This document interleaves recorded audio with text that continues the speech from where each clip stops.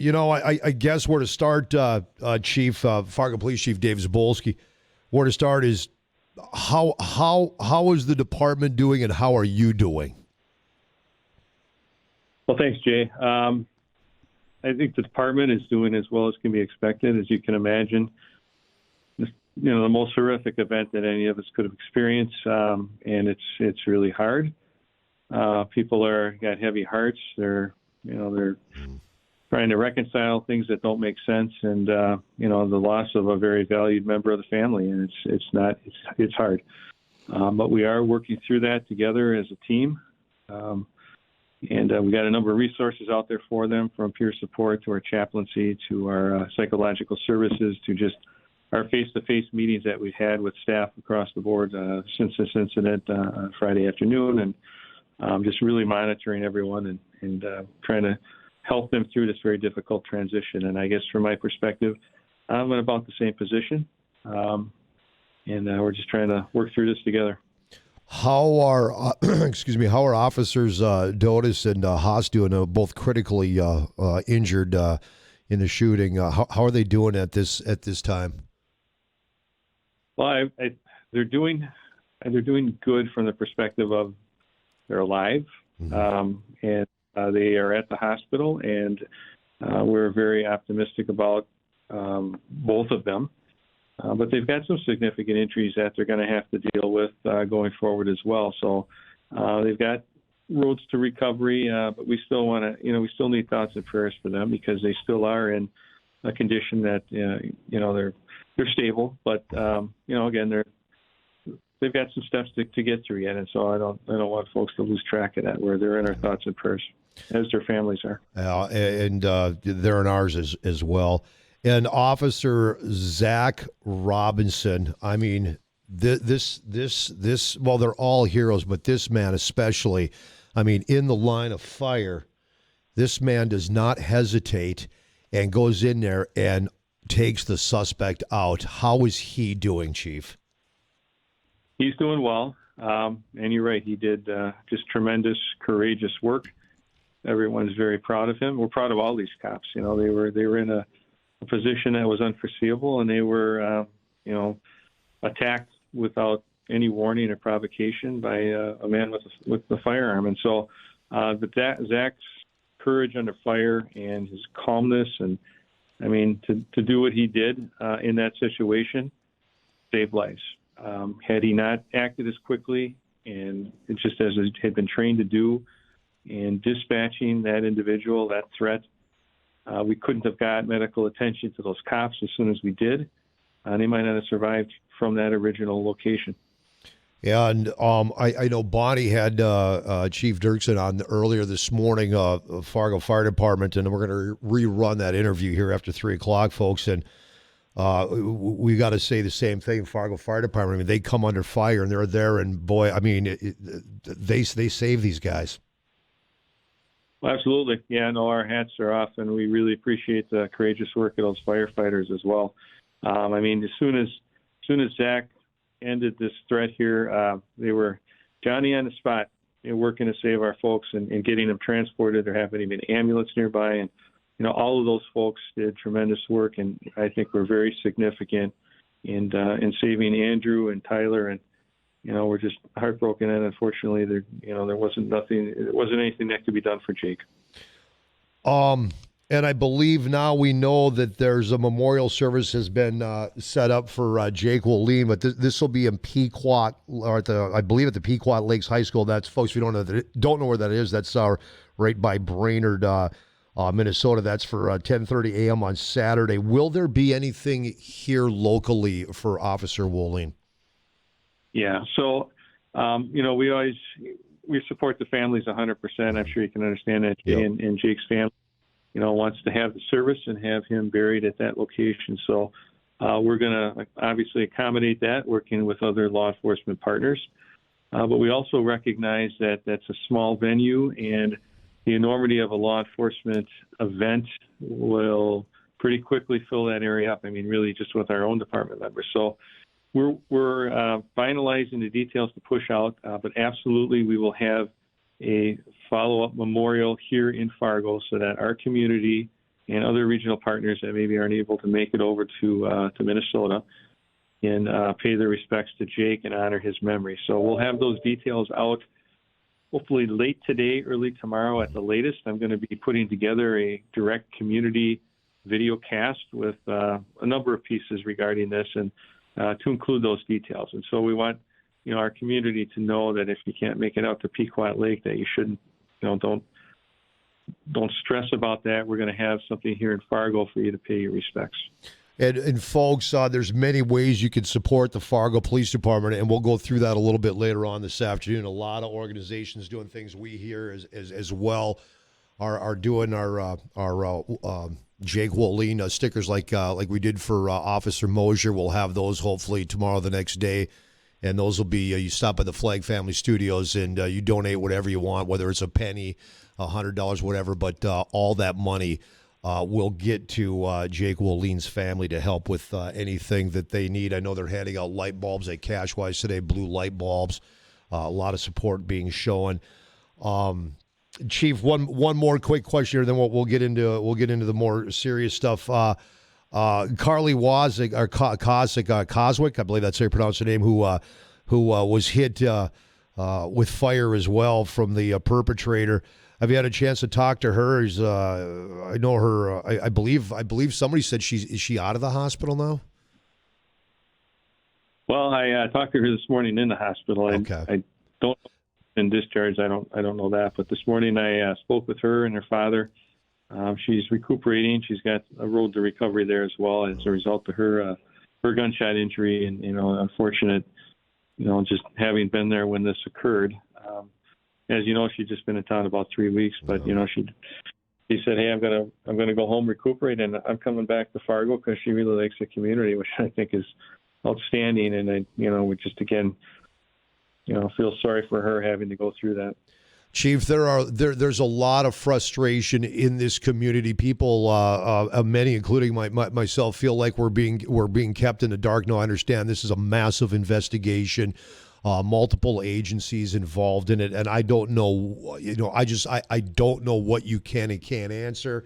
I know Attorney General Drew Wrigley basically said maybe sometime next week, as more information is able to be told, they'll tell it. But boy, there's a lot of questions. There's a lot of rumors going around, and I said it yesterday with when the mayor was on with Scott Hennon on his show that, boy, we need to have a press conference daily, even if it's just we're not getting a whole lot of information, but at least the leaders of the city are talking to the public, or if they could dispel any rumors, those rumors get dispelled because these things are growing like crazy. And of course, I'm quite sure the big one that this guy was on a terrorist watch list. Can you respond to that? Well, I don't know about that. I don't have that information. And again, as I said at the press conference, we don't know the whys to this. Mm-hmm. But what I can tell you is, the BCI and the FBI are working tirelessly on this investigation, and I think through that diligence, they will start to be able to piece together the whys and identify any other crimes, persons, etc., that may or may not be related to this. And so, again, I understand the frustration of the community. Honestly, we don't have all the details that they know, and that's as it should be, as we've discussed, previously on your show, the importance of maintaining the details of these investigations so that others involved aren't aware of what law enforcement knows, and they can't avoid either arrest or prosecution. And so I think that's right, and we patiently but also anxiously, like everyone else, await the results of why this happened. Why did this guy do this? But I can tell you this, that our community is safe and there are no known threats to our community. Even though they have the investigation and they're keeping the details as they should to themselves until they can publicly come forward. If there was any threat identified to our community in that investigation, they would immediately notify me, and we would immediately notify the community. At this juncture, there are no known threats to our community. I know about all the speculation and the theories, and any one of them could be correct, or it could be a theory that no one's even thought of yet. We just don't know. But I guess rest assured that we will, and it is being dug into by those entities, whatever they come up with. and whatever assistance they need in the furtherance of any other investigations, we stand ready to assist. Chief, who's in charge of the investigation of the shooter and the shooting? Is it 100% in the hands of BCI, or is it in the hands of the FBI, or is it both? Sure. Well, North Dakota BCI handles the criminal investigation relative to Officer Robinson's use of force. So that there's that part, and then the other related pieces.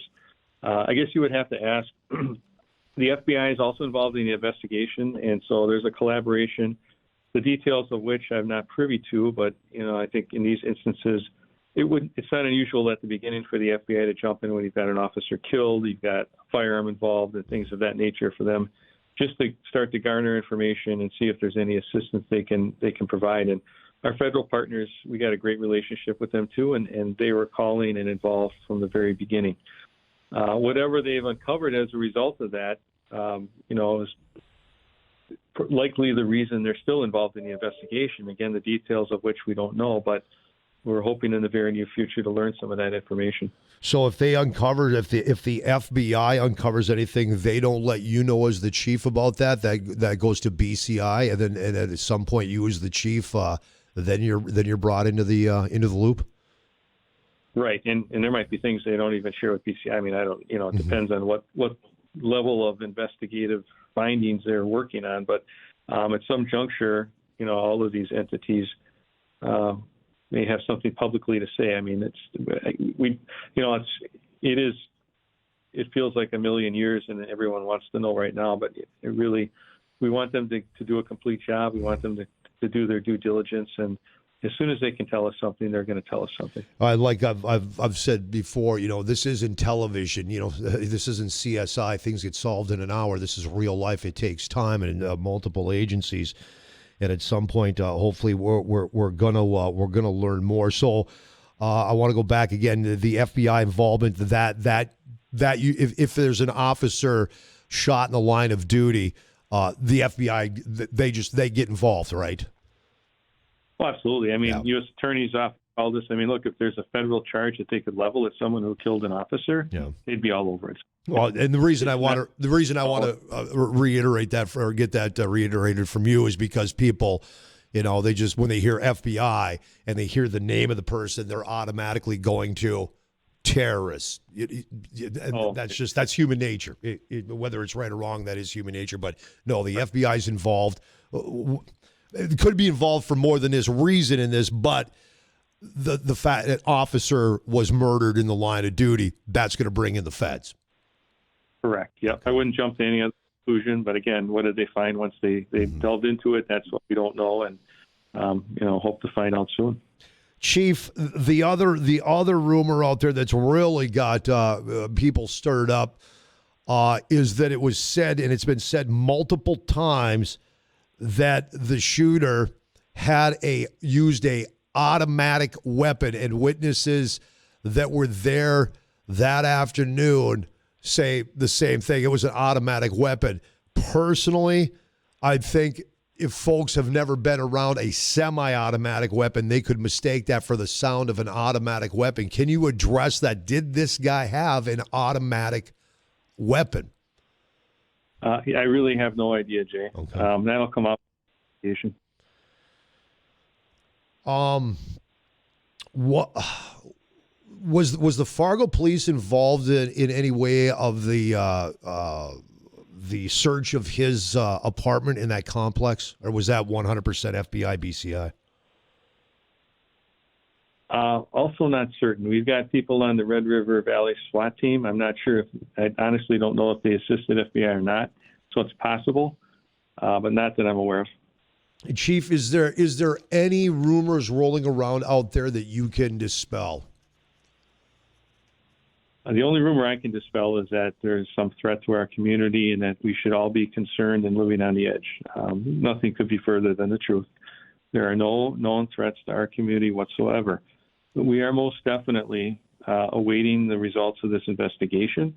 And in anything that is uncovered in that would be a threat to our community, we would immediately message and or, based on what they find, assist in any additional investigation, arrests, etc. So we're really just waiting for them to complete these investigations and see what they've uncovered, and then just stand ready to assist and address them from there. And we'll certainly keep the community advised about that or about any threats going forward at any point. Chief, are you the mayor? Are you folks allowed to do daily press conferences just so there's an open band of communication between law enforcement, city leaders, and the citizens, or is that have you folks been told no press conferences at this time? No, not at all. I Okay. mean, a lot of times, if you can imagine, we've got a lot going on, and there's time considerations versus what else we have going on, planning for the funeral, all these other pieces. And as you know, anytime I've been asked to come on your show, and unless I've got a conflict, I'm there, and so that's not an issue. But in terms of keeping the community updated, we're also starting to roll out our video casts, and so that first one that we're working on now, that'll have some of these funeral details as well. Kind of a direct message for me to the community, providing any updates that we can provide in a situation like this. So that's what's convenient about that is we're on our own timetable. We can provide the information, and we can always follow up with our media partners, if there's additional questions. But we're trying to, as you say, keep the community involved with the information that we can provide in a timely fashion. So we're going to start rolling out that product. First one will be the one that comes out late today, early tomorrow, kind of providing similar updates that we've just discussed, but then something for a community member to catch and know about the arrangements as well. Where can the public see these video casts? That will be on our social media website, police department social media website. Okay. Of course, that'll be on Facebook, correct, Chief? Yes. Okay. Yeah, and we'll website, and we'll have a couple different connections to that as that starts to grow. Chief, are you? Is there any concern? Maybe there's not concern when it comes to as information starts being released by either BCI, FBI, or your department, as it can be released, of any divide in the community. And when I say divide, because I'm going to be honest, I don't hold it. You see the gentleman's name and what happened, and people are assuming terrorist, sleeper cell, terrorist watch list. All these rumors are rolling. And once the info comes out, is there concern of a divide between different communities within our community? No, I mean, certainly we always watch for things like that to occur, but I think once we know the facts, we go from there. And certainly, we don't know the facts. We work with multiple members of our community to address those issues all the time, and I think we just have to see where this investigation goes. I can tell you that, if you're referencing like our Muslim community and other partners, that Yep. we've had a great relationship with those folks, and we work with them regularly. In fact, I've been contacted by them expressing their condolences and support for the department as well, and we'll likely be meeting with them in the near future just to discuss that relationship and any concerns they might have. And the other thing that we're rolling out to the community in terms of support for the department is the slogan #WeAreFargoPD, and you'll start to see those on wristbands and other types of memorabilia. And the idea behind this is, the citizens are part of the public safety team. It's the police and the public working together to keep us safe. And so a citizen wearing a wristband or something similar saying "We Are Fargo PD" is really a sign of that team, a sign of support for law enforcement. We'll use that internally and probably customize it a bit based on what our memorial team wants to do with it. But it's a consistent message. So that's something for everyone to be aware of and look for. Then we've also got the Leadership Care Fund that was put together by some of our folks to provide a mechanism for donation. So that's leadershipcarefund.com. Police department's not involved with it, but we've got members of our department who established it as a bona fide 501c3. and they're able to take donations for the officers as well. So just a couple other little outlets for everybody. Well, you get those wristbands out, Chief. If you want to drop a bunch off here, we're more than happy to help distribute those out to the community through our studios as well. Whatever we can do to help. Chief, another question that keeps coming up. There is still, how many days later, there is no photo of the shooter that has been released. Why is that? Yeah. Can you answer? I mean, the people are going, why is there no photo of this guy? Was this guy just that far under the radar? I don't know. I don't know that answer. That's a BCI question. One more, another one too. This one keeps coming up. We know when it comes to the car accident, I believe the car that rear-ended the other car, that was the gal that just moved here. What do we know about the car that got hit? That car seems to have just disappeared out of the story. Is there anything you can comment on that car? Because that keeps coming up a lot too. Yeah. No, I can't. That's part of their investigation. So I don't have those details. But I apologize, but I do have to get to our briefing here and talk to our cops. So I have to pop off here. All right. Well, Chief, appreciate the time this afternoon. And again, those videos start on your social media starting this afternoon, possibly. Well, yeah, hoping late this afternoon, early tomorrow at the latest. Okay. Fargo Police, and if there's anything you need time on the air, reach out to me.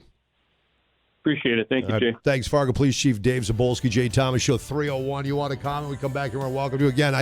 I didn't think we'd get a whole lot out of the investigations out of their hands. Yep. And it sounds like BCI is being real tight-lipped on this. Some interesting comments though on that second car, or that car that got rear-ended. We know that the gal that got shot up, she's the one that rear-ended that car. Yeah. But that car that was in that thing just disappeared, and that could still be part of the investigation. Interesting.